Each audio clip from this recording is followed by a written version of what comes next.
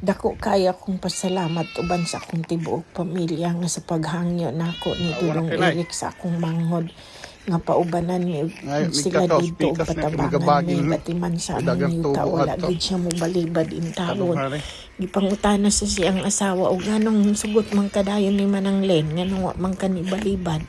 Ingon siya nga basta si Manang Len mo ingon mo hangyo dili ko kabalibad kay sukad sa una iya kong giayo. Sukad ko na hiabot sa buntod. So salamat kaayo Dong Irek nga nahawa na ang dakong yuta.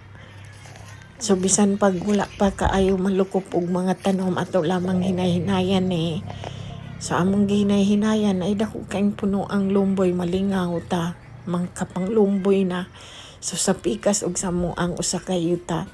Naabya po ni say mga tanom na mga dwarf nga lubi, saging, mga lubi nga dili dwarf, mga fruit trees, pero wala pa malukop.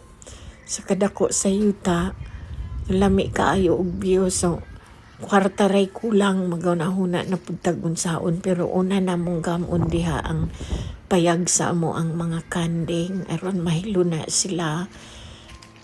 So praise God.